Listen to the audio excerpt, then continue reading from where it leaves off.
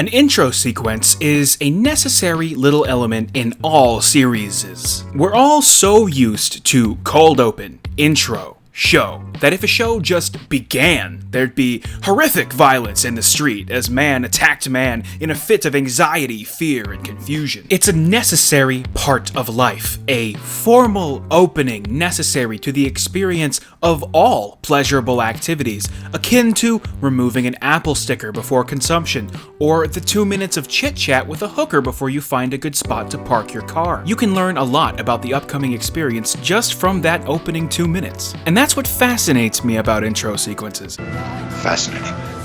Fascinating. Fascinating. How does it represent the next hour of my life? As its own little art piece, how does it contain a tone similar to the program? I've noticed some patterns in the form of five intro sequence subcategories: clip shows, non-intros, imagery montage, animation, and the unique. I'm gonna start with my least favorite, the clip montage. The Office, Parks and Rec, Brooklyn Nine-Nine are all proprietors of this. Just a series of images taken from the show with a little music on top and BAM! There's your fucking intro, Mr. Callahan. Now where's my goddamn paycheck? But it's not all bad. Skins, a guilty pleasure show of mine about druggy, party-loving teens, uses clips from the show, but using some intense after effectsing, it creates a big frenetic mess in rhythm with the music where the little moments of the characters' fails and triumphs highlight what is in truth a very difficult, chaotic situation. That captures the essence of a show which is trying to capture the essence of being a teenager. Well, being a drug-using teenager with inattentive parents, which I was, so I like it. This is a great method for getting the mouth watering for what the show has coming next. But you don't always need to titillate my appetite. I don't always need an entire bowl of chips before the burrito comes. Let's just get to the point and move on with our fucking lives. Number 2. The non-intro. Some examples of these are shows like Atlanta. The cold open happens and then they just work the title into the background somewhere. Seinfeld is like, boom, here's the title, let's move on with it. There's like 80 plot points we gotta get through. There's not enough time for this shit. Columbo. Oh, hey, and just one more thing. A Columbo. Breaking Bad. Here's Lucas Green Chemicals. Cool, got it? Cool. Drama. Alright, let's move on. There's no time. Then, of course, is 3, the standard imagery montage. A good, dependable option if a bit overdone, like playing the cha-cha slide at a dance party where you fear no one will get laid. Por ejemplo, The Walking Dead's intro is a series of things in increased states of decay to represent the decline in the quality of the show over time.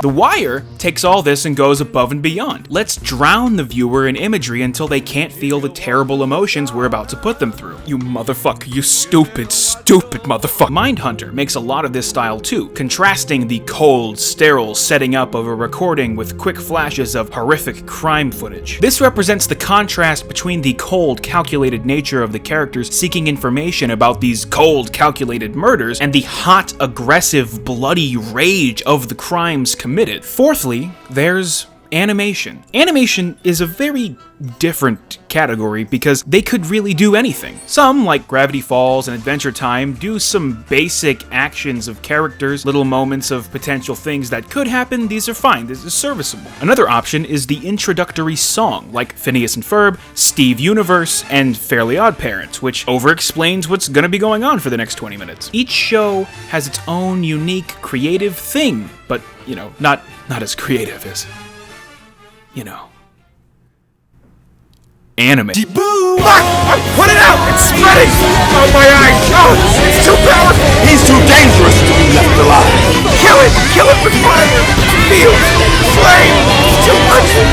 Ah! Let's be real. Anime intros put everything else to shame in the OP game.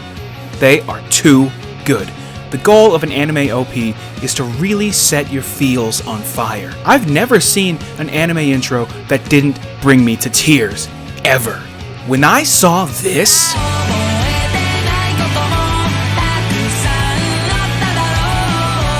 I finally understood this. 5. The unique. Here's where I put all of the different show intros that find unique ways to convey theme. I really like the Malcolm in the Middle intro. It combines all of this imagery from media throughout time with the passage of moments in the main character's life through all these distorted filters, a nonsensical barrage of random imagery which reflects the difficulties in the characters' lives. Louis is a perfect example of setting the stage. He leaves the subway, gets a pizza, a guy flips off the camera, he walks, then he goes into the comedy cellar. It's mundane and uncomfortable, just like the life portrayed in the show. But he jerked off in front of people, so. But the best intro, in my opinion, is Mad Men's. It utilizes the graphic aesthetic of the advertisements his company makes to show Draper falling through that imagery of alcohol and women. It reflects the show's theme of him losing himself in the very ideologies he sells to society. All of the ideas of the show are perfectly presented in this intro. Imagine if this was a Justified-esque series of shots of drinks and cigarettes and coats and women putting on their heels. It would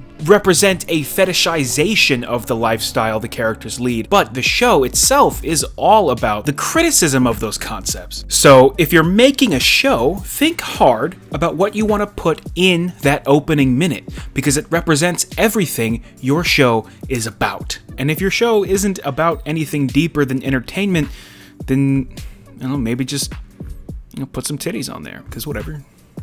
Titties are cool.